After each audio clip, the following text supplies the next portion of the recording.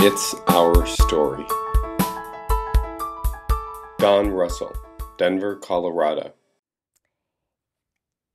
In my second round of school, and I graduated from the University of Memphis, and I was in the first graduating class as the University of Memphis. It was formerly Memphis State.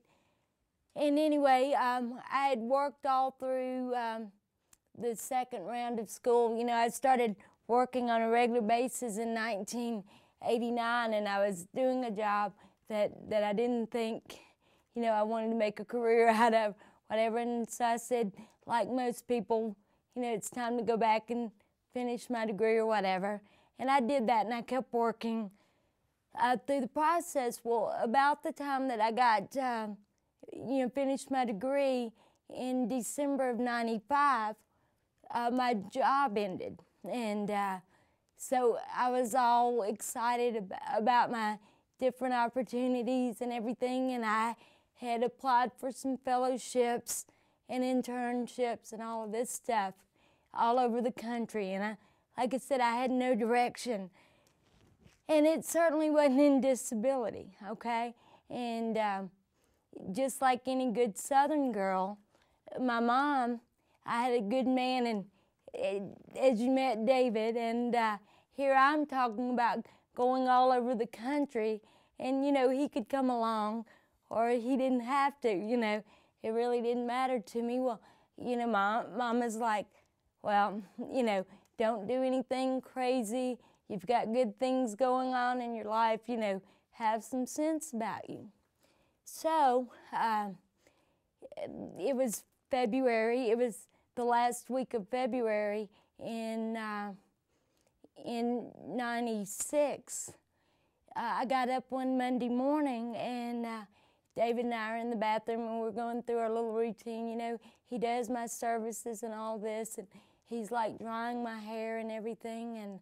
And Parker, his oldest son, that I've known since he was 7, and now he's 24.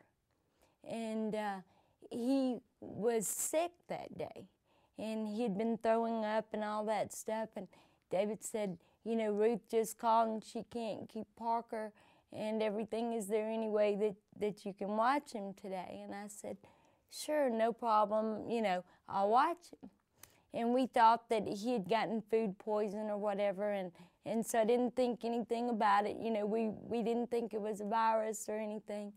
And so David went on to work. Well, when we were standing in the bathroom that morning, I said to David, I said, I have to talk to my mama today. And he goes, oh, one of those days. And I said, no, it's not one of those days. I've got to talk to my mama, okay?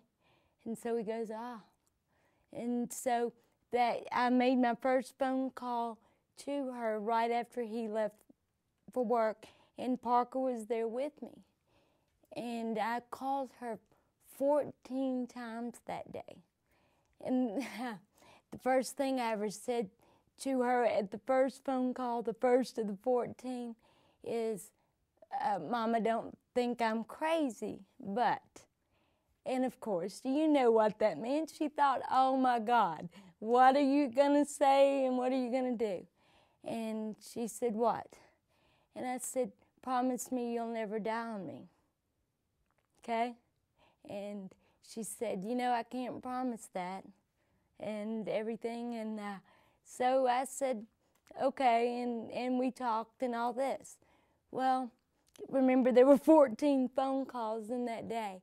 And over the day, I told her, you know, what a great mom she was, and, you know, and thanked her for everything, and, you know, one of those things. And so she's like getting annoyed, and it's not even noon yet, right?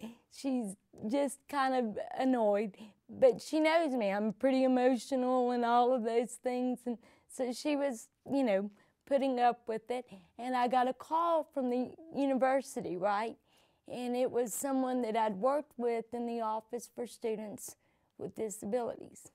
And she said, Dawn, she said, there is a Center for Independent Living, MCIL, that's got a job opening, and it's just got your name all over it, right? And I said, well, what do they do there? And she said, you know, work with people with disabilities. So I was very polite, thanked her for giving me a call and telling me about it, right? And I called my mama. And I was telling her, I remember I'd been out on this job search, and the good Southern woman that she was worried about me losing the good man, right? And so she was all excited. There it was, an opportunity in Memphis, you know, that I could have a job. Well, what did I say to her? But I told her, and then she said, well, what do they do? And I told her, and I said, but I don't want to work with those people.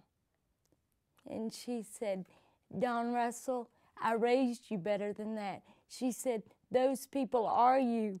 You know, what are you talking about? And so I went on to explain to her why that wasn't for me. And she said, promise me one thing. And I said, what's that? She said, promise me you'll interview for that job. So I said, okay.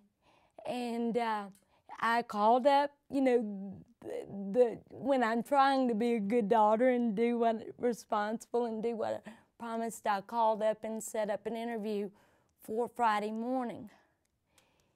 David walked in about 8 o'clock Thursday night and had told me that she wasn't living. And I'd made her a promise, right? And so David called MCIL the next day and said, I called for Dawn. She wants to interview, but this has just happened. She's promised that she'll call you when she gets home. So we went to North Carolina, and all of that happened. And I went back to Memphis, and I interviewed on Tuesday.